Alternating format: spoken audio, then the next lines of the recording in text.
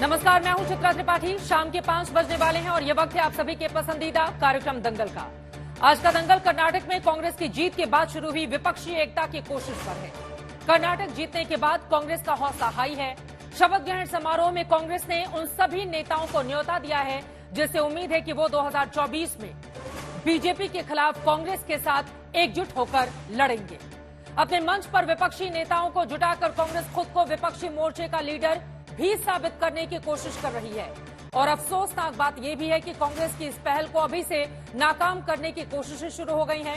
पहले तो ममता बनर्जी ने बेंगलुरु जाने से इनकार कर दिया, जबकि दूसरी तरफ केसीआर, जगन मोहन, पिनराई विजयन और अरविंद केजरीवाल जैसे मुख्यमंत्रियों को कांग्रेस पार्टी ने न्योता ही नहीं दिया है।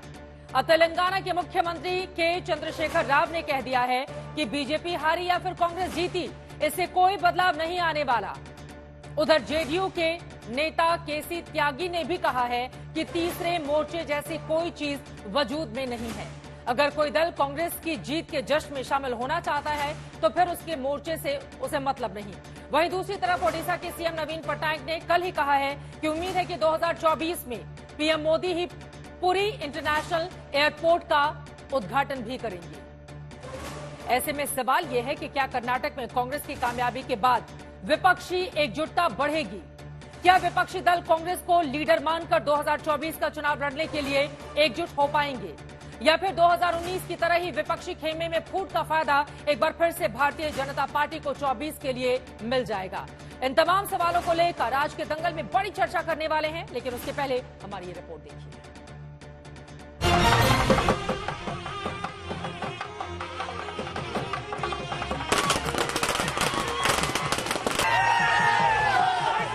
कर्नाटक में कांग्रेस की जीत के साथ शुरू हुआ जश्न अभी थमा नहीं। कांग्रेस समर्थक कहीं मंदिरों में दर्शन पूजन कर रहे, कहीं बेंगलुरु के स्टेडियम में शपथ ग्रहण की भव्य तैयारियां की जा रही हैं। कांग्रेस के सिद्धारमैया और डीके शिवकुमार साथ साथ सब जगह जा रहे हैं। स्टेडियम में शपथ ग्रहण की तैयारियां भी देखने साथ ही पहुंचे। कांग्रेस इस शपथ ग्रहण को इतना भव्य बना देना चाहती कि बीजेपी के बाकी विरोधी दलों को इसकी याद 2024 के चुनावों तक आए। इसीलिए कांग्रेस ने बीजेपी के विरोधी तकरीबन हर दल के मुख्यमंत्री और नेता को इस शपथ ग्रहण समारोह का न्योता दिया। कांग्रेस के राज्यों के मुख्यमंत्रियों के अलावा पश्चिम बंगाल से ममता बनर्जी, बिहार से नीतीश कुमार और तेजस्वी यादव, यूपी से अखिलेश यादव, महाराष्ट्र से शरद पवार और उद्धव ठाकरे, तमिलनाडु से एमके स्टालिन, झारखंड से हेमंत सोरेन और जम्मू कश्मीर से फारूक अब्दुल्ला समेत लेफ्ट को भी न्योता दिया गया। कांग्रेस को उम्मीद थी कि इस मौके पर विपक्ष का दम भी दिखा देंगे और 2024 में बनने जा रहे विपक्षी मोर्चे के मुखिया की दावेदारी भी कांग्रेस ठोक लेगी। लेकिन इस विपक्षी एकता के बैलून में पहला कांटा बंगाल से चुभा। ममता बनर्जी ने बेंगलुरु जाने से मना कर दिया। वो किसी सांसद को बेंगलुरु भेज रही हैं। সভাপতি হিসেবে এরকম কথা বলিনি, প্রদেশ কংগ্রেসে কে বলেছে জানি না। আমি সভাপতি হিসেবে বলেছি এটা কংগ্রেস দল শিষ্টাচারে বিশ্বাস করে, কংগ্রেস দল উদার রাজনীতিতে বিশ্বাস করে। তাই পশ্চিমবঙ্গে যারা যারা বলে যে আমরা বিজেপির বিরুদ্ধে লড়বো তাদেরকে সকলকে আমন্ত্রণ জানানো হয়েছিল। তারা কেউ নাটক করে বলে, কেউ সত্যি বলে, কিন্তু সেখানটাই আমরা সেই বিচার করিনি। এটা শিষ্টাচারের রাজনীতি। ममता किसी सूरत में कांग्रेस को न तो मोर्चे का लीडर कबूल करने वाली हैं, न बंगाल में कोई राहत दे सकती हैं। उधर दक्षिण से ही कांग्रेस की इस विपक्षी एकता वाली कोशिश पर घात शुरू हो गया है। कोई जीता है, कोई हारा है, लेकिन क्या बदलने वाला है? कुछ बदलेगा? कुछ बदलने वाला है? कुछ नहीं बदलने वाला। ये तो कथा 75 साल से चलते ही आ रहा है। हालांकि पिछले साल जब के चंद्रशेखर राव ने तीसरे मोर्चे की कोशिश में पटना का दौरा किया तो नीतीश कुमार को गैर कांग्रेसी मोर्चे के लिए उकसाया था। लेकिन नीतीश कुमार को पता था कि कांग्रेस के बगैर किसी मोर्चे का मतलब नहीं होगा, लिहाजा उन्होंने राहुल गांधी का नेतृत्व कबूल करके कांग्रेस के साथ मोर्चे की कैनवेसिंग शुरू कर दी। वो आएंगे ना, इसके बाद तो हम तो इसी में लगे हुए हैं। और जब वो सब हो जाएगा तब ना आप लोगों को। नीतीश की कोशिश का कांग्रेस को कितना फायदा होगा और विपक्षी मोर्चे को कितना फायदा, ये 2024 में पता चलेगा। लेकिन अगर शपथ ग्रहण के मंच पर विपक्षी दलों के नेताओं को एक साथ खड़ा करके फोटो खिंचाने और एकजुटता दिखाने से वोट मिल जाते तो 2018 में बेंगलुरु में जब मुख्यमंत्री का शपथ ग्रहण हुआ तब भी विपक्षी एकता दिखाई गई थी। लेकिन इसके ठीक बाद 2019 में लोकसभा के चुनाव आए तो पूरे हिंदुस्तान में बीजेपी अकेले 303 सीट जीती। 37% से अधिक वोट भी बीजेपी को मिले थे। वैसे भी कांग्रेस के हिसाब से जो विपक्षी मोर्चा बनाने का प्लान बन रहा है, उसमें जगन मोहन रेड्डी, के चंद्रशेखर राव, पिनराई विजयन, अरविंद केजरीवाल जैसे मुख्यमंत्री नहीं है, तो बीएसपी जैसे 4% वोट शेयर रखने वाले दल भी नहीं होंगे। ऐसे में आधा दक्षिण भारत ही कांग्रेस की विपक्षी एकजुटता वाले मोर्चे से दूर रहता दिखता है। फिर भी अगर कांग्रेस को उम्मीद है कि कर्नाटक की जीत के बाद विपक्षी दल कांग्रेस को नए मोर्चे का नेतृत्व कबूल कर ले, तो ये गलतफहमी भी हो सकती है। बेंगलुरु से सगय राज और दिल्ली से मौसमी सिंह के साथ आज तक ब्यूरो। कितने दूर कितने पास इसकी अग्नि परीक्षा का वक्त है 2024 का इलेक्शन। लेकिन आपको बताते चले कवायद जोर शोर से शुरू हो रही है, लेकिन कितनी ताकत लगानी पड़ेगी कांग्रेस पार्टी को, जरा ये जानने के लिए देख लेते हैं 9 साल में किसका कमाल ज्यादा चला है। यहां पर आपको हम दिखा रहे हैं दिसंबर 2014 में। देखिए विधानसभा के आंकड़े अगर हम बात करें तो 4 असेंबली चुनाव हुए, चारों में भारतीय जनता पार्टी को जीत हासिल हुई। यानी कि मोदी युग की शुरुआत के बाद जब से प्रधानमंत्री नरेंद्र मोदी बने, उसके बाद चारों बीजेपी जीती। 2015 में 2 विधानसभा के चुनाव है जिसमें एक भारतीय जनता पार्टी को जीत मिलती है और दिल्ली में आम आदमी पार्टी जीतती है। 2016 की बात करें, 4 विधानसभा चुनाव में एक बीजेपी जीतती है और उसके बाद टीएमसी, एलडीएफ, एआईएडीएमके भी यहां पर एक एक चुनाव जीतने में कामयाब रहते हैं। 2016 का यह आंकड़ा है। लेकिन उसके बाद 2017 में 6 विधानसभा चुनाव है जिनमें 4 बीजेपी जीतती है, जिनमें से उत्तर प्रदेश जैसा राज्य और उत्तराखंड जैसे राज्य शामिल हैं। 2 में कांग्रेस पार्टी को यहां पर जीत हासिल होती है। 2018 की बात करें तो यहां पर 8 विधानसभा चुनाव में 4 कांग्रेस जीती, 3 बीजेपी जीती। आपको याद रखना होगा 4 कांग्रेस में मध्य प्रदेश, छत्तीसगढ़ और राजस्थान जैसे राज्य भी रहे जहां पर कांग्रेस पार्टी को जीत मिली थी। हालांकि बाद में मध्य प्रदेश की तस्वीर अलग हो जाती है। 2019 में 1 विधानसभा के चुनाव हुए, यूपीए को यहां पर जीत हासिल हुई थी और ये आंकड़ा भी अपने आप में महत्वपूर्ण। लेकिन उसके बाद 2019 के लोकसभा चुनाव के बाद जब 2 विधानसभा चुनाव होते हैं तो एक भारतीय जनता पार्टी जीतती है और फिर दिल्ली 5 साल के बाद एक बार फिर से आम आदमी पार्टी जीत लेती है। 62 सीटों जैसा कमाल वो दिखाती है आम आदमी पार्टी। 2021 में 4 विधानसभा चुनाव हैं जिनमें एक भारतीय जनता पार्टी को मिली। टीएमसी, यूडीएफ, डीएमके तकरीबन क्षेत्रीय दलों का दबदबा उसी तरह से रहा था जैसा 5 साल पहले रहा था। 2021 का ये आंकड़ा। फिर 2022 का ये इलेक्शन अपने आप में महत्वपूर्ण जब 6 विधानसभा चुनाव होते हैं, 4 में बीजेपी जीतती है और एक हिमाचल जैसा राज्य कांग्रेस जीतती है। उत्तर प्रदेश, उत्तराखंड समेत 6 विधानसभा जिसमें गुजरात भी 2022 में शामिल है, प्रचंड जीत भारतीय जनता पार्टी को मिली थी। 2023 में इस साल जो चुनाव हुए, 4 विधानसभा चुनाव हुए, 2 बीजेपी जीती और एक कर्नाटक जैसा राज्य कांग्रेस जीती। और जहां पर बीजेपी जीती है ज्यादातर नॉर्थ ईस्ट के वो राज्य हैं, या तो उसकी सरकार है या समर्थन के साथ सरकार है। अब बात कर लेते हैं वोट शेयर की। विपक्षी दलों की ताकत आखिर कितनी है जिसको लेकर बार बार कहा जाता है कि कुनबे को बढ़ाया जाए। 2019 में विपक्ष की ताकत जरा देखें। कांग्रेस को 52 सीटें मिली थी, 19.5% वोट शेयर उसको मिला था। उसके बाद डीएमके दूसरे नंबर पर थी, 24 सीटें उसको मिली थी और यहां पर उसका वोट शेयर था 2.34%। उसके बाद टीएमसी, ममता बनर्जी की पार्टी कुल 42 में से 22 सीटें जीतती हैं और यहां पर 4.6% उनका वोट शेयर रहता है। वाईएसआर, जगन मोहन रेड्डी की पार्टी 25 में से 22 सीटें आंध्र प्रदेश में लेकर आती है, उसका वोट शेयर 2.53% रहता है। जबकि शिवसेना बीजेपी के साथ लड़ी थी, 18 उसको यहां पर सीटें मिली थी और 2.09% वोट शेयर उसको मिला था। वाईएसआर जरूरी नहीं है कि वो विपक्षी धड़े में ही रहे, समय समय पर कई मुद्दों पर नरेंद्र मोदी का समर्थन जगन मोहन रेड्डी की पार्टी करती रही है। और यहां पर आपको दिखा रहे हैं जेडीयू बीजेपी के साथ थी, 16 सीटें उसको मिली थी, 1.45% वोट शेयर।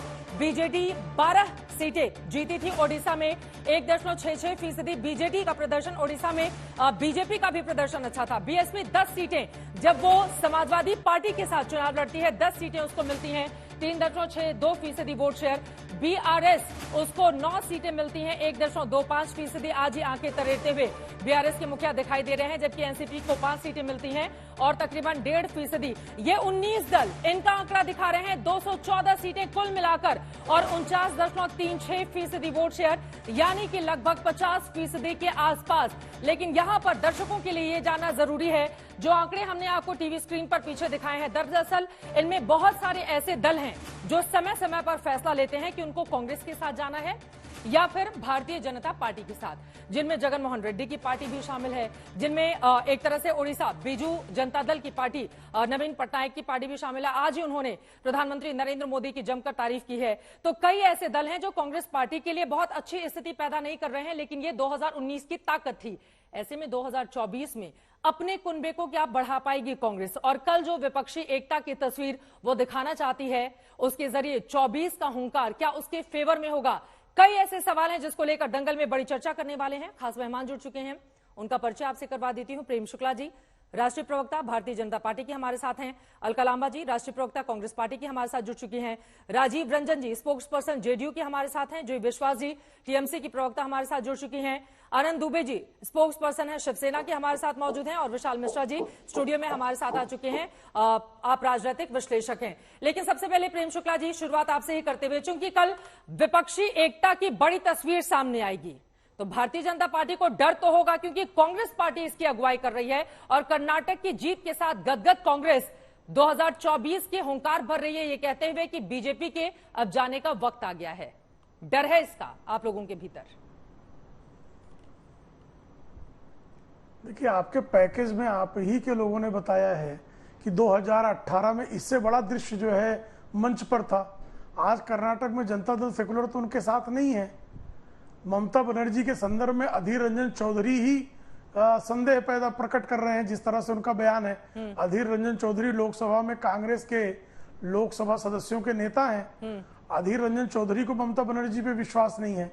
बीआरएस का के बारे में आप ही बता रही हैं, वाईएसआर कांग्रेस की सामने सबके है। नवीन पटनायक किस तरह की बातें कर रहे हैं वो सार्वजनिक तौर पर सब अच्छी तरह से जान रहे हैं। निश्चित तौर पर उनको, विपक्ष को, कांग्रेस को विपक्षी एकता करने का लोकतांत्रिक संवैधानिक अधिकार है, और भारतीय जनता पार्टी को भी एनडीए बनाने का अधिकार है। यह तो जनता को तय करना है कि वह जनादेश किसके पक्ष में देती है, वो किसके कामकाज से जो खुश है और किसके कामकाज से नाखुश। एनडीए का कुनबा क्या कमजोर नहीं हुआ है? शिवसेना उद्धव ठाकरे अलग हो चुके हैं, इधर अकाली दल अलग हो चुकी है। जेडीयू के साथ 2019 आप लोग लड़े थे, 40 में से 39 सीटें एनडीए को मिली थी बिहार में। नीतीश कुमार अलग हो चुके हैं, तो आपका कुनबा तो छोटा हो गया है ना प्रेम शुक्ला जी? बहुत अच्छा प्रश्न आप। देखिए, 1984 में आप कांग्रेस की यूपीए की कल्पना कर सकती थी क्या?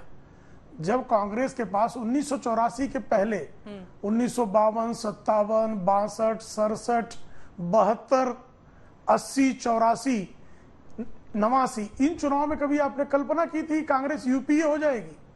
भारतीय जनता पार्टी 1967 से लेकर 2014 तक हमारे चुनाव में एनडीए की परिकल्पना रही है। हम पहले दल हैं जिसने जो है गठबंधन की सरकार सफलतापूर्वक 5 वर्षों तक आदरणीय अटल बिहारी वाजपेयी जी के नेतृत्व में चलाई। ठीक है। हमने 5 वर्ष तक आदरणीय नरेंद्र मोदी जी के नेतृत्व में चलाई।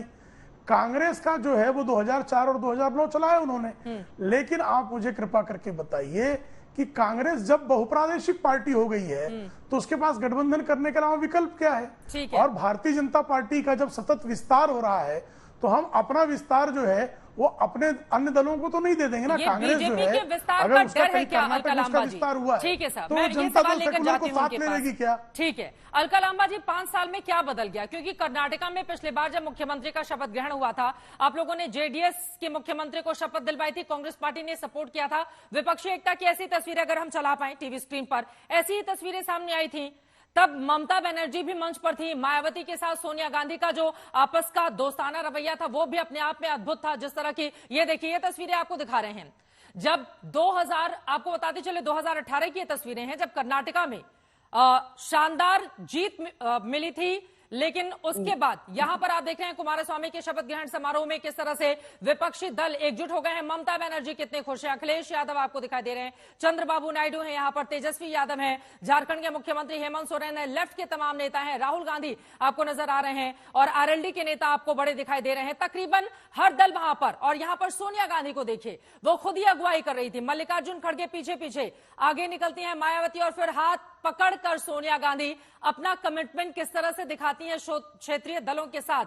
अब अलका लांबा जी, मेरा सीधा से सवाल है, ये 2018 की तस्वीर है कर्नाटका की, उसके बाद 19 का रिजल्ट क्या रहा था? अब 2023 की कर्नाटका की तस्वीर कल भी तकरीबन ऐसी ही रहने वाली है। हालांकि कई बड़े नेता मंच पर मौजूद नहीं होंगे, ना मायावती होंगी, ना अखिलेश यादव होंगे, ना वहां पर ममता बनर्जी होंगी। तो 5 सालों में क्या बदल गया? और इन तस्वीरों के जरिए 2024 की लड़ाई अभी से लड़ने की बात कांग्रेस कैसे कह सकती है, क्योंकि उदाहरण आपके सामने है। धन्यवाद चित्रा जी, आपने और आपके चैनल ने बहुत मेहनत करके बहुत सही विश्लेषण किया है। 2014 में प्रधानमंत्री मोदी जी आए थे, तब कितने राज्यों में सरकार बनी और आज कितनों में सिमट गई है। कलर करेंगे तो समझ आ जाएगा कि भाजपा सिमटती चली जा रही है। 2019 के मैंडेट में शिवसेना इनके साथ थी, जेडीयू नीतीश इनके साथ थे, आपका अकाली दल इनके साथ था। आज वो इनके साथ इन राज्यों में चुनाव नहीं लड़ेंगे। स्वाभाविक है ग्राफ नीचे आएगा। अब तुलना जो है, अगर मैं आपसे पूछूं 2004 के जो परिणाम थे और 2009 के, उसके बाद 2014 और 19 के जो थे, क्या एक समान थे? कभी नहीं हुए, ना होंगे। मुकाबला अब होगा तो बिल्कुल केंद्र में कांग्रेस रहेगी। कांग्रेस राष्ट्रीय दल है। अभी तो हमारे प्रयास शुरू भी नहीं हुए, भाजपा इतनी घबरा गई है। अभी तो हम कर्नाटका की जीत की कल शपथ तो होने दीजिए। शपथ के बाद हमारे जो प्रयास हैं, हमारे जो धर्मनिरपेक्ष पार्टियां हैं, जो सही मायनों में विपक्ष में अपने आप को इस सरकार के खिलाफ, जो लोकतंत्र की हत्या कर रही है, संविधान और संवैधानिक संस्थाओं की हत्या कर रही है, जिस तरीके से कोर्ट की एक के बाद एक सुप्रीम कोर्ट की टिप्पणियां आपने देखी हैं, चाहे दिल्ली की मामला हो, चाहे महाराष्ट्र का मामला हो, तो अभी जल्दबाजी बिल्कुल नहीं होनी चाहिए। कल की शपथ हो जाने दीजिए, उसके बाद क्या 5 सालों में बदला है वो आपको गरीब बताएगा, वो किसान बताएगा कि सच में कुछ नहीं बदला है। बिल्कुल वैसा ही है। मेरी आय दुगनी होनी थी, मेरी आय दुगनी नहीं हुई, मैं कर्ज में हूं, मुझे न्यूनतम समर्थन मूल्य कानून नहीं मिला है। बेटी बचाओ का नारा था, कुछ नहीं बदला है। बेटियां जंतर मंतर पर यौन उत्पीड़न के आरोप लगाए बैठी 1 महीने से न्याय नहीं हो रहा है। सरहदों पे चुनौतियां लगातार दुश्मनों से मिल रही हैं, कुछ भी नहीं बदला। आपने सही कहा, पिछले 5 नहीं लगभग 10 सालों में 2 करोड़ नौकरियां हर साल का वायदा था, और अब 1 साल में 10 लाख नौकरी में 71,000 नौकरियों के सर्टिफिकेट प्रधानमंत्री को बांटने के लिए उतरना पड़ता है। तो आपने सही कहा, क्या बदला? कुछ नहीं बदला। अब बदलेगी तो सरकार बदलेगी, और वो सरकार बदले, ये भारतीय राष्ट्रीय कांग्रेस कोई भी कुर्बानी देगी, लेकिन देश को एक रखते हुए, धर्मनिरपेक्ष दलों को एक रखते हुए हम इस लड़ाई को बड़े आराम से आपने किनारा कर लिया। जो सवाल था कांग्रेस के लिए, उस सवाल का सामना अलका जी आपकी ओर से नहीं किया गया है, लेकिन यही सवाल लेकर जरा मैं टीएमसी के पास चली जाती हूँ। जो विश्वास जी, मैं लौटूंगी आपके पास। मैंने पूछा कांग्रेस के लिए तो कुछ नहीं बदला ना, कांग्रेस के लिए क्या बदला? विपक्षी एकजुटता, सभी दल एक साथ लड़ेंगे, ये लड़ेंगे, वो लड़ेंगे, और पहले एकजुट होता है सुर, उसके बाद फिर अलग अलग राह में चले जाते हैं। वोट में परिवर्तित होता हुआ ये जो मंच है वो नजर नहीं आता है।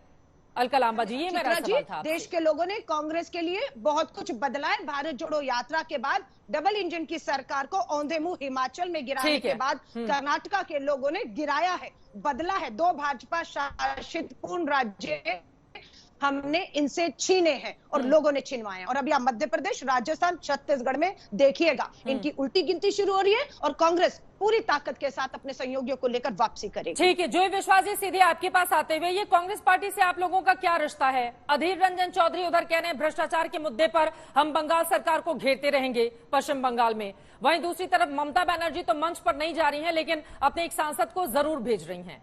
ये रिश्ता क्या कहलाता है जोई विश्वास जी? वहां लड़ाई लड़ेंगे और फिर बीजेपी के खिलाफ दूसरे राज्य में एक हो जाएंगे। चित्रा जी, पहले मैं आपको कहना चाहूंगी, देखिए 2024 की जो लड़ाई है, ये लड़ाई होगी परिवर्तन की लड़ाई।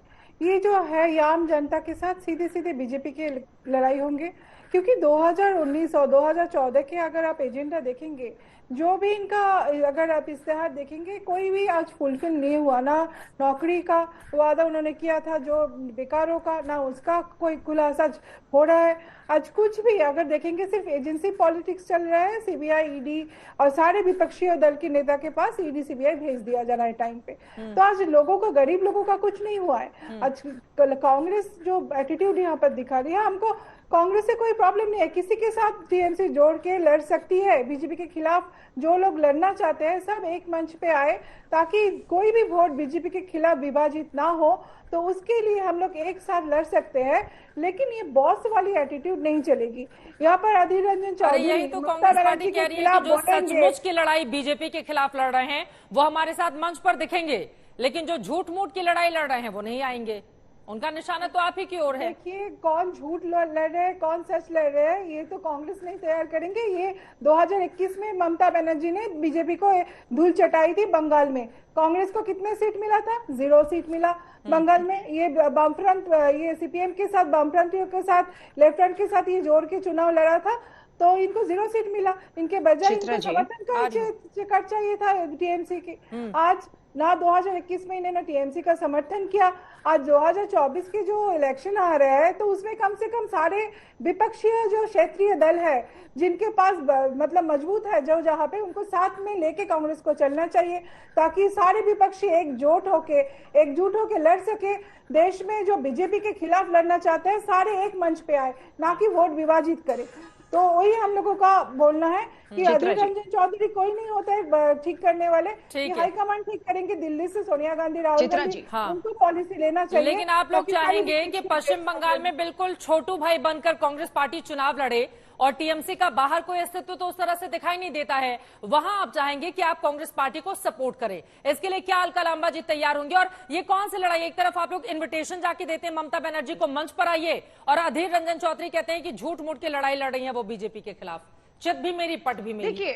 देखिए अधीर रंजन चौधरी जी हमारे बहुत वरिष्ठ नेता हैं, और उनके एक एक शब्द का हाईकमान जब भी जो फैसला लेगी उसे गंभीरता से लेगी। नंबर 1। नंबर 2, कर्नाटका की जीत से पहले टीएमसी की नेता का रवैया और भाषा क्या थी, और कर्नाटका की जीत के बाद क्या उनका सोच बदली है, हम उसका स्वागत करते हैं। टीएमसी ही है जो भाजपा की सरकार में केंद्र में रेलवे मंत्री रही। कभी भी कांग्रेस ने भाजपा के साथ हाथ नहीं मिलाया, न सत्ता के साथ गई, लेकिन समय आने पर टीएमसी भाजपा के साथ सत्ता में गई हैं। जब उन्हें लग गया कि बहुत भारी नुकसान पीडीपी की तरह इनका भी हो गया है, समझ आ गई, तो अच्छी बात है कि आज वो भाजपा से लड़ती हुई बंगाल की धरती पर दिख रही हैं, जिसकी हमें खुशी है।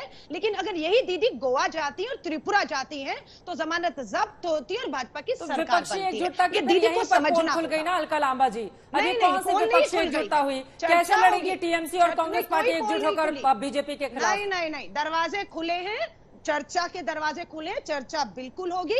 हर बिंदु को ध्यान में रखते हुए चर्चा। जल्दी से जो विश्वास बाकी लोगों के पास भी जाना है। जिन्होंने कभी भी भाजपा का साथ दिया है, आज वो ईडी सीबीआई के दबाव में है, हमें मालूम है। वो बीच में दबाव में आकर डर से ये गठबंधन का साथ छोड़ सकते हैं, हम इसे भी ध्यान में रखें। जो विश्वास जी जल्दी से, ठीक है, आज भी ममता जी के भतीजे को पूछताछ के लिए बुलाया गया है। तो भाजपा अपना ईडी सीबीआई वाला जो दबाव का कार्ड है वो खेलेगी। इस दबाव में कोई हमारे साथ आकर बीच में धोखा ना करे, हम इन चीजों को भी ध्यान में रखेंगे। और हमारे दरवाजे खुले हैं, हमने इसीलिए कर्नाटक की सरकार के शपथ में, अरे जहां पर कांग्रेस की गवर्नमेंट है वहां पर जो विश्वास जी, कौन से राज्यों में टीएमसी का अस्तित्व है? जहां पर कांग्रेस की सरकार है, कौन से राज्य है जहां पर टीएमसी का अस्तित्व है? हम बोल रहे हैं जहाँ पे कांग्रेस का गवर्नमेंट है, टीएमसी वहाँ पर चुनाव लड़ने नहीं गए। अब जहाँ पे बीजेपी का गवर्नमेंट है, वहाँ पर टीएमसी चुनाव लड़ने गए हैं। हमारे लक्ष्य कांग्रेस नहीं है, हमारे लक्ष्य है अभी पूर्वोत्तर के राज्य में पूरी की पूरी कांग्रेस के नेताओं को तोड़कर टीएमसी अपने में मिला लेती है। ज्यादा समय की बात नहीं रही है ये जो विश्वास जी। फिर आप कहेंगे कि कांग्रेस के साथ हमारा तालमेल ठीक है। चलिए अब बाकी मेहमानों को भी शामिल कराते हैं जल्दी। आनंद दुबे जी, एक चीज मैं बताना चाहूंगी। आज टीएमसी आज देखिए त्रिपुरा में लड़ने गई है, जहाँ पे बीजेपी गवर्नमेंट है, गोवा पे लड़ने गई है, छत्तीसगढ़ में, हिमाचल पे हम लोग नहीं गए लड़ने के लिए। आज हमारे ममता बनर्जी दीदी ने जो पूर्वोत्तर के बड़े बड़े नेताओं को कांग्रेस से तोड़कर टीएमसी अपना नेता बना रही है, मैदान में उतार रही है। फिर आप कहेंगे कि हम तो चलिए आप बीजेपी के खिलाफ चुनाव लड़ रही हैं, उनके खिलाफ जहां पर मैदान मजबूत है, लेकिन जहां पर कांग्रेस कमजोर हो रही है उनके नेताओं को टीएमसी शामिल करवा रही है खुद में। हमने किसी को नहीं तोड़ा है चित्रा जी, जिन्होंने टीएमसी को भावना को लोगों को तोड़कर कभी भी भाजपा को टक्कर देने की नहीं सोची। टीएमसी के प्रति भावना जताने वाले कांग्रेस पार्टी के ही बड़े बड़े नेता थे, ठीक है, जहां पर हाल ही में चुनाव संपन्न हुए हैं, ठीक है। अब मैं बाकी लोगों के पास आते हुए, राजीव जी सबसे पहले आपके पास, उसके बाद आनंद जी, फिर मैं आ रही हूँ विशाल जी आपके पास। राजीव रंजन जी आपके पास आते हुए, अब नीतीश कुमार अगुवाई तो कर रहे हैं, कल मंच पर भी उनकी मौजूदगी होगी, लेकिन सवाल बड़ा यह है कि जो क्षेत्रीय दल अपना वजूद बचाने की लड़ाई लड़ रहे हैं, वो बीजेपी को तमाम दूसरे दलों के साथ मिलकर क्या हरा पाएंगे? राजीव रंजन जी, देखिए मुझे ऐसा लगता है क्षेत्रीय दल और राष्ट्रीय पार्टियों का एक साथ होना किसी भी अलायंस को अस्थायित्व देगा, उसकी मजबूती बढ़ाएगा। कांग्रेस या भारतीय जनता पार्टी, उनके इर्द गिर्द अलायंस जब भी होता है तो अलायंस के टिकाऊ होने का एहसास जनता को भी होता है। अब जहां तक कांग्रेस को लेकर के क्षेत्रीय पार्टियों का सवाल है, क्षेत्रीय पार्टियों को भी अपनी सीमाओं का ज्ञान है, लेकिन राष्ट्रीय पार्टियों को भी पता है कि क्षेत्रीय पार्टियां जिन राज्यों में प्रभावी हैं वो जनता के ज्यादा करीब है और शायद इसी वजह से वो राष्ट्रीय पार्टियों के मुकाबले अपने अपने राज्य में ज्यादा महत्वपूर्ण भूमिका का निर्वहन करें। अब है ये सवाल साधने का, और जब मुद्दे अहम हो तो कई बार जन दबाव भी होता है। जनता क्या चाहती है? भारतीय जनता पार्टी ने 2014 में कुछ बड़े वायदे किए, 2019 में उन्हें फिर से जनादेश मिला, इसलिए कि 5 वर्ष काफी नहीं होते हैं। लोगों को ऐसा लगा एक मौका दिया, लेकिन महंगाई का सवाल हो, बेरोजगारी का सवाल, जो राष्ट्रवाद को लेकर के बड़े बड़े बड़बोले दावे थे, राष्ट्रीय सुरक्षा को लेकर के जो कुछ भी इन्होंने कहा, परत दर परत प्याज के छिलके की तरह आप राष्ट्रीय सुरक्षा की कुछ बानगियां देख लीजिए कि संघ के काफी करीबी प्रदीप कुरुलकर पाकिस्तान के लिए गोपनीय जानकारियां भेजने के आरोप में गिरफ्तार। डीआरडीओ के साइंटिस्ट हैं, समझ सकती हैं कि डीआरडीओ की भूमिका भारतीय सुरक्षा की दृष्टि से कितनी महत्वपूर्ण है। भारतीय जनता पार्टी के आईटी सेल के जो मध्य प्रदेश इकाई के कन्वीनर थे ध्रुव सक्सेना, उन्हें पाकिस्तान की जासूसी के लिए गिरफ्तार किया। पीएमओ का नाम लेकर के पीएमओ के विशेष अधिकारी के रूप में किरण पटेल ने कश्मीर के उन सुदूर चौकियों का दौरा किया जो बेहद ही संवेदनशील सुरक्षा की दृष्टि से थे। उसके बाद सतपाल मलिक का इंटरव्यू, और फिर 19 में मिली जीत में पुलवामा के शहादत को लेकर जो पोस्टर्स भारतीय जनता पार्टी ने लगाए थे, और प्रधानमंत्री जी ने खुद शहीदों के लिए भारतीय जनता पार्टी और एनडीए के उम्मीदवारों के लिए वोट मांगे, उस जीत में उसकी भी भूमिका थी। आज हालात बदले हैं, इन सवालों पर जो विपक्ष के दल हैं वो जमीनी आंदोलन खड़ा करेंगे। महंगाई और बेरोजगारी के सवाल पर ये 10 वर्ष होने जा रहा है, तो एंटी इनकम्बेंसी का शिकार राज्य जब होते हैं तो केंद्र उससे अछूता नहीं हो सकता है। ये मुद्दे आपको हल करने थे इसलिए कि आपने उम्मीदें जगाई, आप 15 लाख रुपए देने वाले थे, आप 2 करोड़ नौकरियां देने वाले थे, भ्रष्टाचार मुक्त भारत बनाने वाले थे। लेकिन कर्नाटक में बलिवेदी पर आपकी सरकार अगर कुर्बान हो गई, वो सरकार खत्म हो गई, गिर गई, तो उसकी सबसे बड़ी वजह 40% कमीशन की सरकार थी। और इसके बाद लोगों को लड़ाना, मणिपुर भारत का इतना संवेदनशील राज्य है, उस राज्य में केवल सत्ता की लिप्सा पूरी करने के लिए आपको ऐसा लगा कि मैतेई जनजातीय समूह के 50% मतदाता हैं, आपने बाजाप्ता सरकार समर्थित उपद्रव को प्रोत्साहित किया और वहां गृह युद्ध के हालात पैदा। दूसरे नगा और कुकी जैसे जनजातियों के जो घर थे वो तो नहीं बख्शे गए, उन जनजातियों के अधिकारी, पुलिस अधिकारी, न्यायिक अधिकारी तक इनके दमन का शिकार हुए। अब ये पूरे देश में जो राष्ट्रीय सुरक्षा को लेकर के इनकी सोच है, इनका चिंतन है, ये भी जनता देखेगी, इस पर मेहनत करना होगा। ठीक है, आप कह रहे हैं कि सरकार समर्थित लोगों ने दंगा करवाया, वहां पर माहौल खराब किया, तुरंत ही मुख्यमंत्री का ये फैसला आ गया था कि जो भी उपद्रवी हो उसको गोली मारने के आदेश दे दिए गए थे, जिस तरह की स्थिति मणिपुर में पैदा हुई थी। लेकिन राजीव जी, आपकी बात महत्वपूर्ण है। देखिए, आपने जो कहा है शब्दशः वो बातें बहुत महत्वपूर्ण है देश के लिहाज से, लेकिन सतपाल मलिक जी से पलटकर यह भी पूछना चाहिए कि जब राज्यपाल होते हुए ये सारी चीजें हो रही थी तो आंख बंद करके वो अपनी कुर्सी पर क्यों बैठे हुए थे। सतपाल मलिक से यह भी पूछना चाहिए कि फरवरी का ये मामला है और जब अनुच्छेद 370 को हटाया जाता है तो उस समय नरेंद्र मोदी की तारीफ 6 महीने 7 महीने के बाद जमकर क्यों करते हैं अपने तमाम मीडिया इंटरव्यू में। सतपाल मलिक से यह पूछना चाहिए कि जब आपके ताकत में उसको कम कर दिया सरकार ने, तब जाकर अब आप खुलासा कर रहे हैं, आपकी बातों पर कोई क्यों भरोसा करे। देश के शहीदों को लेकर नहीं सर, बिल्कुल नहीं, मैं आ रही हूं राजीव जी आपके पास, लेकिन चूंकि सतपाल मलिक जी का बार बार जिक्र होता है, सतपाल मलिक जी से इन सवालों का जवाब देना बहुत जरूरी है कि जब आप कुर्सी पर चिपके हुए थे आपकी ओर से क्यों नहीं खुलासा किया गया। आज का इंतजार वो क्यों कर रहे थे जब 24 का इलेक्शन सर पर है। कौन उनकी बातों पर भरोसा करेगा, आप मुझे बताइए। इस देश के 40 जवानों की शहादत का ये मामला है पूरा का पूरा। एक भी शहादत होती है तो कितनी तकलीफ होती है। 40 लोगों की शहादत हो गई। सतपाल मलिक जी कुर्सी से चिपक कर बैठे थे। सत्यपाल मलिक की जितनी जवाबदेही है, अगर उन्होंने ऑन सर खुलासा उन्होंने ही किया है, खुलासा उन्होंने किया है, इसलिए ये पूछा जाना चाहिए। वो अपनी कुर्सी छोड़े होते, जनता भरोसा करती है उनके ऊपर, आज वो कहेंगे तो कौन भरोसा करेगी। ठीक है सर, एजेंडे पर आते हैं, एजेंडे पर आते हैं। उन आरोपों पर क्यों नहीं पूछा जाए सीआरपीएफ के करेस्पॉन्डेंट जो हुए हैं, और गृह मंत्रालय ने उस पर क्या किया है, कोई तो पत्राचार हुआ होगा। ठीक है, राज्यपाल इस पर जवाब देंगे, लेकिन विपक्षी एकजुटता पर ही आ जाते हैं, क्योंकि बार बार सतपाल जी को लेकर इस तरह के सवाल आते हैं। इसलिए बहुत जरूरी है कि सतपाल मलिक से भी पलटकर उनसे सवाल पूछा जाना चाहिए। कोई गद्दी पर हाँ ठीक है, अमित शाह जी से भी पूछ लेना चाहिए, लेकिन जिन्होंने खुलासा किया है ना, उनसे ये पूछा जाना जरूरी है कि वो कितना सच बोल रहे हैं और उनके बात में कितना दम है। ठीक है सर, लौटते हैं अब एक बार जो विश्वास जी हाथ खड़ा करिए उनके पास में आऊंगी, लेकिन जल्दी बाकी लोगों से। लेकिन उसके पहले एक बयान सामने आया है अब से कुछ देर पहले का, नीतीश कुमार का बयान है। अपने ही सचिव को प्रधानमंत्री का सचिव वो बता गए, हालांकि स्लिप ऑफ टंग है, लेकिन जरा सुन लेते हैं, क्योंकि अब जो दूसरे दल हैं वो इस पर मजे लेने लगे हैं। सुनिए नीतीश कुमार को।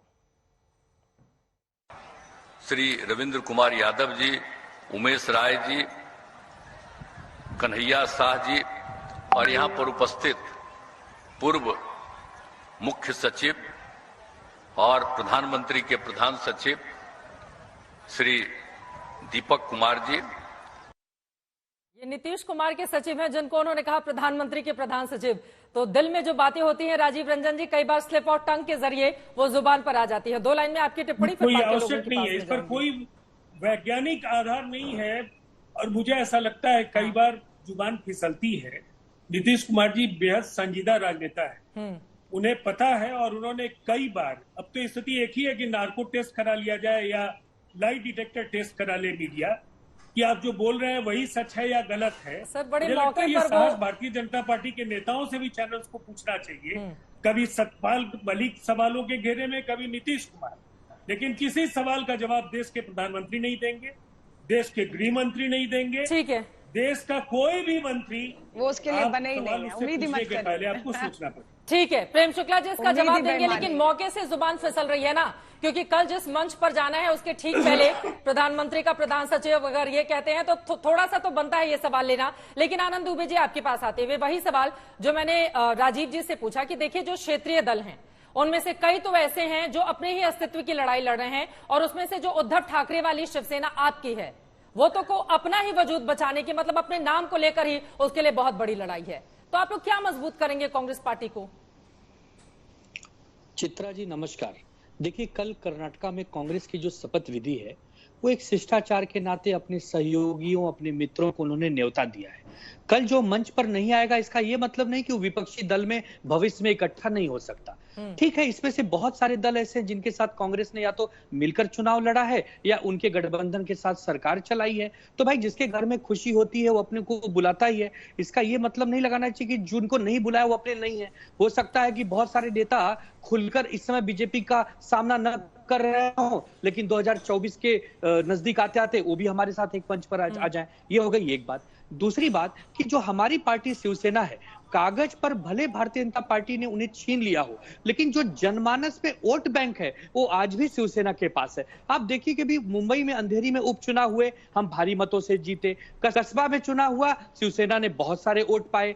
आज के डेट में यदि लोकसभा, विधानसभा और नगर सेवक का चुनाव मुंबई में हो जाए तो भारतीय जनता पार्टी को तो केवल और केवल हारना होगा, क्योंकि जनता हमारे साथ है। जनता खुलेआम आपस में चर्चा कर रही है कि भाई भारतीय जनता पार्टी ने महागठबंधन की वजह से शिवसेना के पीठ में छुरा भोंका है। तो जो जनमानस का जो संवेदना है वो तो हमारे साथ है। ऐसे ही बाकी राज्यों में भी जहां जहां भारतीय जनता पार्टी ने अपने सहयोगियों को धोखा दिया है वहां कमजोर हुई है। कर्नाटका तो एक केवल झांकी है। अब आप देखिए कि मध्य प्रदेश, छत्तीसगढ़, तेलंगाना, राजस्थान, जहां जहां चुनाव होंगे भारतीय जनता पार्टी को हारना होगा, क्योंकि भारतीय जनता पार्टी के जो जुमलों के वादे थे, जो उनकी नीति थी, वो जमीन पर कहीं आ नहीं पाई। जब जमीन जमीन पर कहीं आ नहीं पाई, तो लोगों ने 8-9 साल 10 सालों में जो भोगा है उससे निजात पाना चाहते हैं। सर, आप कह रहे हैं 8-9 सालों 10 सालों में भोगा है। अब जरा एक आंकड़ा दे देती हूँ। 2014 के बाद जितने भी विधानसभा चुनाव हुए कुल 41, जिनमें से बीजेपी जीती है 21,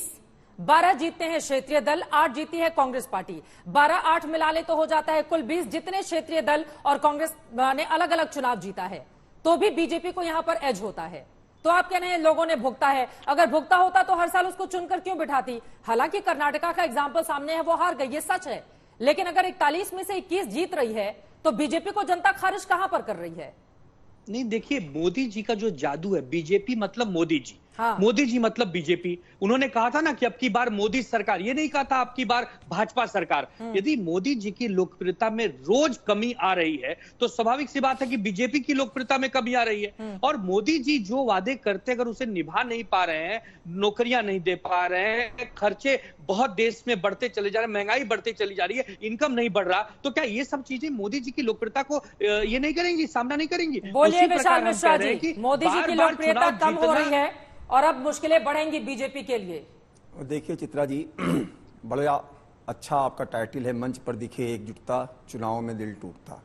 अभी कुछ ही देर पहले जो हम लोग ये चर्चा कर रहे हैं, परिचर्चा, इसी में हम लोगों ने वाक युद्ध देखा कि किस प्रकार से विपक्षी एकता दृष्टिगोचर हो रही थी। अब जहां तक रही बात कि ये 2024 को दिखाना है, ठीक है, अच्छी बात है, कांग्रेस की सरकार बन रही है, उनको बधाई, शुभकामनाएं, राज्य का विकास हो। लेकिन जहां तक आदरणीय प्रधानमंत्री जी की लोकप्रियता का सवाल है और भारतीय जनता पार्टी को रिप्लेसमेंट करने का सवाल है, तो एक बात बहुत मैं स्पष्ट बता दूं कुछ तथ्यों के साथ। देखिए, भारतीय जनता पार्टी संघर्ष से समाधान की यात्रा से बनी है, जिसका लक्ष्य है अंत्योदय और जिसका धर्म है सेवा ही संगठन। यहां पर आंकड़ों की बात की जा रही थी, गरीबी, राष्ट्रीय सुरक्षा, बता रहे, मैं आपको मैं तथ्यों से बता रहा हूं ना। देखिए, विपक्षीय एकता तो तब होगी चित्रा जी जब सभी लोग किसी एक को अपना सर्वमान्य नेता मानेंगे। यहां पर तो अवसरवादिता की होड़ है। इस अवसरवादिता में हर व्यक्ति जो भी है वो अपने आप को प्रधानमंत्री के रूप में प्रोजेक्ट कर रहे हैं। लेकिन भैया, वैकेंसी होगी तब तो। अभी कोई वैकेंसी नहीं है। आदरणीय प्रधानमंत्री जी ने गीता के श्लोक को सार्थक किया है, योगः कुरु कर्माणि योगः कर्मस्त कौशलम। ये न्यूट्रल विशेषज्ञ नहीं है जो दोनों। आप बताइए, कांग्रेस ने गरीबी हटाओ का नारा दिया था 5वीं पंचवर्षीय योजना में, और अब जाके गरीबी का स्तर हमारे समय में 25 करोड़ लोग बेसिक सुविधाएं नहीं दे पा रहे नीचे नहीं गए। अभी 9 करोड़ घरों में जल पहुंचाया गया, पानी नहीं मुहैया करवा पा रहे थे, शौचालय जैसी समस्या का समाधान नहीं था आपके पास, अंत्योदय का समाधान नहीं था। बेरोजगारी बताइए, 45 साल के रिकॉर्ड तोड़े हैं आपके पास। आप राजनीतिक विशेषज्ञ बनिए, अर्थशास्त्र जानिए कि कहाँ हमारी अर्थव्यवस्था चली गई, रुपया कहाँ है, $1 की कीमत तो बताइए आज कितनी है, आज कितना बेरोजगारी है, आज लाखों लोग देश की नागरिकता छोड़कर क्यों विदेशों का रुख कर रहे हैं, क्यों मणिपुर जल रहा है, क्यों कर्नाटक में मुंह तोड़ हाथ का सामना करना पड़ा है। प्रधानमंत्री जी का मैं फिर कहूंगी, चेहरा 10 साल चला है, रेलवे लाइन बिछ रही है, लोगों को रोजगार नहीं मिलता। 30,000 पंचायत साल मनमोहन सिंह जी को भी मिले, 10 साल मोदी जी को भी मिले, तो जनता ने 10 साल में भी समय दिया, इन्हें भी समय दिया। अब इसका ये मतलब नहीं है कि जनता अब अपने फैसले को नहीं बदलेगी और अगले 50 साल तक यही फैसले रहेंगे। तो मुद्दों पर बात करिए। भारत जोड़ो यात्रा में बिल्कुल भाजपा की सरकार को मुद्दों पर बेनकाब करने का कामयाबी से काम किया। 2022 में उस सच्चाई को आप स्वीकारते नहीं है। लेकिन नहीं मिला लोगों को। आज जैसे विशेषज्ञ चित्रा जी यहाँ बैठकर से खत्म हो जाए। मेरे साथ स्टूडियो में बैठे हैं, चुप कराना भी मुश्किल होता है। हाँ।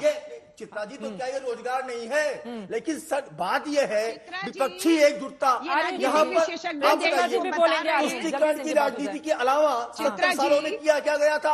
आज जब तुष्टीकरण का काम हो रहा है, कर्नाटका में काम तो नहीं आया ना। नहीं, तो ये विपक्षी एकता जब अवसरवादिता है, किस आप कह रहे हैं कि लोकप्रियता कम हो रही है? अब यहाँ अवसरवादिता है। 41 विधानसभा PDP से जब सरकार बनाई जम्मू कश्मीर में, जितना क्षेत्रीय पार्टियां मिलाकर और कांग्रेस जीत रही है, उतना भारतीय जनता पार्टी अकेले जीत रही ठीक है, आप सुन इसी लेते हैं। कर्नाटक के चुनाव में चित्रा जी, बीजेपी का वोट परसेंट कहीं चित्रा घटा, जी, ठीक है। 38.3% रहा। अलका लांबा जी। बंगाल की बात कर ठीक है, लीजिए, ठीक है, 3% चित्रा जी, की बढ़ के बोलने 2019 में 38% आपके वोट बोलने हुआ। दीजिए, कहाँ घट रहा है दर्शकों वोट? ने देखा बोलने दीजिए, कि बोलने दीजिए अलका जी।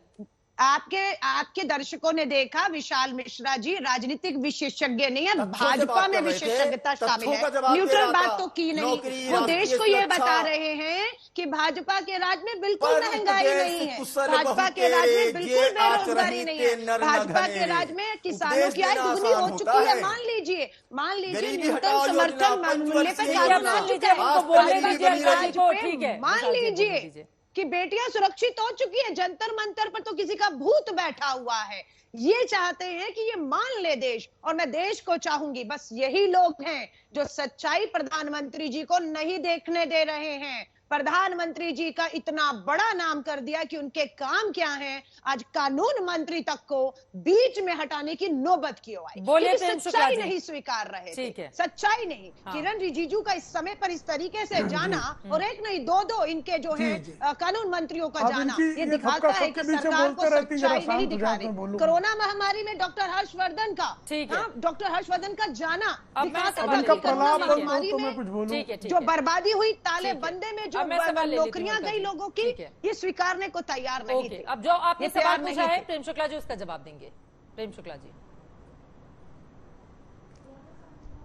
देखिए, बेशर्मी की हद है कांग्रेस की कि उन महिला पहलवानों को देखने भी जाती हैं तो संदीप सिंह के साथ प्रियंका वाड्रा जाती हैं। जो संदीप सिंह एक अनुसूचित अरे जात आपकी की महिला बेशर्मी तो इतनी कांग्रेस भी की नहीं है कि नेत्री के स्मृति साथ ईरानी अभद्रता समय करते निकालकर हैं, उन पर बेटियों कोई से कार्रवाई मिलने- नहीं होती जो है। मिलने गया, अंगकिता दत्ता जो असम फिर थोड़ा नीचे सा बोलने खोलो, लगी। तो अपनी चित्रा महिला की क्या मंत्री तरीका अलका है? लांबा जी, जरा ठीक है, इनकी- ठीक है, महिला थोड़ा सा चित्रा जी, क्या शब्दों के तरीका है? आचरण को संभाल कर आज तक क्या रखेंगे, कांग्रेस के शब्दों लोगों की को मर्यादा बचाने के लिए बुलाया है? आराम से सर। मैं उनको शांति से अलका जी, संयम से प्लीज। सुन रहा था। ठीक है, अलका जी, प्लीज। अभद्रता आज तक पे जो प्रेम है ये शुक्ला जी। कांग्रेस के लिए अलाउड है क्या? प्रेम शुक्ला जी, ठीक है अलका जी, प्लीज उनको बोलिए। मैं शांति से सुन रहा था इनको, ठीक है, ठीक है, ठीक इनके अनर्गल प्रलाप को भी मैं सुन रहा था जी। है, ठीक है प्रेम शुक्ला जी। सत्य बोलते ही इतना ठीक है अलका जी, चिड़चिड़ा आपकी क्यों बात जा हो गई है। अब आप लगातार बोलेंगे, मैम आपका ऑडियो डाउन देखिए, करना पड़ेगा। प्रेम अंगकिता शुक्ला जी को दत्ता बोलने जो दीजिए, असम यूथ कांग्रेस की अध्यक्षता, शर्म आती है। असम की यूथ कांग्रेस की इकाई की अध्यक्षता अंगकिता दत्ता, वो जो है इनके श्रीनिवास जो इनके यूथ कांग्रेस के राष्ट्रीय अध्यक्ष हैं,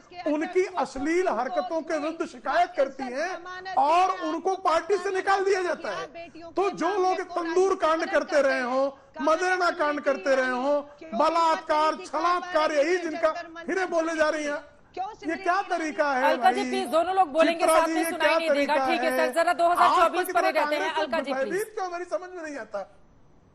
सर मैं आपसे भी भयभीत हूँ, उनसे भी भयभीत नहीं, हूँ, उन्होंने दोनों चूंकि ही इस लोगों तरह से की नरगल बातें की, इसलिए लाइव मुझे लाइव उत्तर चल रहा देना है पड़ा। कार्यक्रम, मैं दोनों से ही भयभीत हूँ। नहीं, मैं तो बोलिए बीच प्रेम में शुक्ला किसी जी, की उनकी नहीं बोल आवाज रहा नहीं जा था रही चित्रा है। जी। प्लीज उनकी मैं तो आवाज नहीं जा शांति रही और है। संयम से सबको सुन ठीक- रहा ठीक है था। सर, ठीक है, आप अलका लंबा भी, मैं जरा भी बीच में बोलता हूँ मेरी ऑडियो बंद कर देती हैं आप, और कांग्रेस के लोगों का ऑडियो बंद करते समय आप सबकी उंगलियां कांप जाती हैं। कारण क्या है? किसकी ऐसा उंगली मत कर करिए रहे ना। भाई, बंद मेरी हो गया, आवाज तो बोलिए, तुरंत बंद बोलिए। होती है, इनकी आवाज क्यों नहीं बंद हो रही अच्छा है? ठीक है प्रेम शुक्ला जी, बोलिए बोलिए। जी, तो अंगकिता दत्ता के मामले में सबके सामने है क्या हरकत रही। तंदूर कांड, मदेरना कांड, इनके मुख्यमंत्री के कार्यालय में हुए बलात्कार, इसकी तो कहानी अगर बोलने बैठ गए तो 40-50 मिनट जो है बलात्कारी कांग्रेसियों पर ही बोलना पड़ेगा। इन बलात्कारी कांग्रेसियों का नागपुर शहर में अधिवेशन था, जो रेड लाइट एरिया था वो खाली हो गया था, क्योंकि जो है रेड लाइट एरिया की जो महिलाएं थी उन पर कांग्रेसियों का जो है धावा बोल दिया था। तो ये कांग्रेसी जब इस तरह की बातें करते हैं तो लोग जानते हैं कौन क्या बात कर रहा है। अब जहां तक बात है, एक जेडीयू के प्रवक्ता बातें कर रहे थे, जरा वो राजीव रंजन को बता दें कि 16 वर्षों में जो वादे जंगल राज को मिटाने किए थे, आज जंगल राज वालों के चरण पखारने से जंगल राज मिट गया। जिन पर भ्रष्टाचार का आरोप, रेलवे में जमीन के बदले जो है नौकरी देने का आरोप ललन सिंह लगा रहे थे, आज उन्हीं की आरती उतार रहे हैं कि इनके खिलाफ कार्रवाई क्यों हो रही है। तो जो इतना बड़ा पलटू राम, और पलटू राम शब्द मेरा नहीं है, ये पलटू राम तेजस्वी यादव कह रहे थे, और उन्हीं तेजस्वी को, उन्हीं के चरण को पखारने में श्रीमान नीतीश कुमार अगर स्वयं को धन्य पाते हैं, तो ऐसे पलटू राम को क्या कहा जाए। पलटू राम की पलटने की जो आदत और मुंगेरी लाल के जो हसीन सपने वो देख रहे हैं, ये बोलने लगे मैं इनके बीच में नहीं बोल रहा था। क्यों इतना व्यग्र हो जाते हैं जी, इतना व्यग्र क्यों हो गए राजीव रंजन?